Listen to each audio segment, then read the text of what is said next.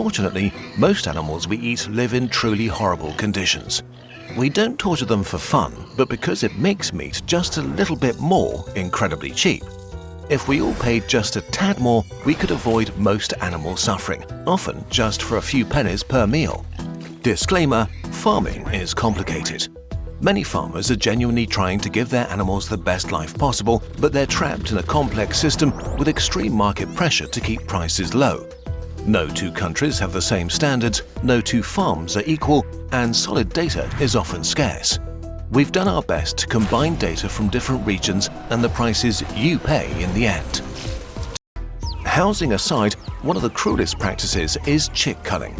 Male chicks don't lay eggs, so they're killed right after birth, usually by gassing or grinding.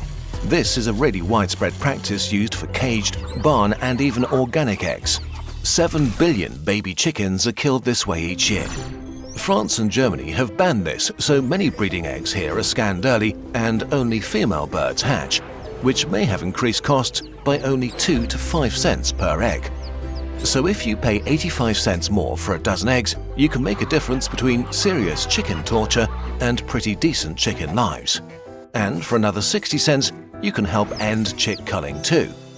Chicken meat is a different story. Most meat chickens today are genetic freaks, bred to reach amazing weights incredibly fast. Their internal organs are under a huge amount of stress and they can't even walk properly because of their weight, which causes them a lot of pain for much of their lives. It's hard to give exact numbers here, but if farmers were to switch to breeds that grow slower and suffer far less, a serving of chicken breast that you buy at $1.50 would become 9 cents more expensive in the US.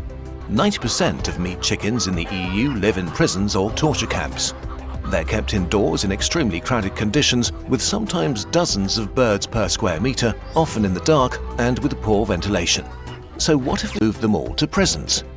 One EU study found that giving them 30% more space, perches, fresh air and daylight would increase the price by another 13 cents per serving. Probably less than 5% of meat chickens live free-range in relatively decent conditions. This meat is actually noticeably more expensive, double the price of regular chicken. But chicken is the cheapest meat, so depending on the cut, you'd pay 35 cents to €1 or $1 more for a serving of chicken that had a decent life. Getting rid of crates would raise the cost of a €2 serving of pork by about 20 cents. Anesthesia for castration costs almost nothing, around 1 cent per kilogram of meat. And a study in Denmark found that giving pigs more straw and bedding material and 30% more space and other things that are more animal-friendly would increase the price per serving by another 20 cents. This is still an awful life for an animal this intelligent, but obviously much better, for 40 cents more per serving. Going one level further and giving pigs outdoor access for at least 40% of their lives and 300 to 400% more space indoors would increase the price per serving by another 80 cents. Just over 1% of pigs in the EU live in these or similar conditions. We can't know if this is really okay for such a smart and social animal, but it starts resembling something decent. And dairy cows do have it much worse. They're often kept indoors for most of the year and suffer pain, sole ulcers, and lesions from standing on concrete.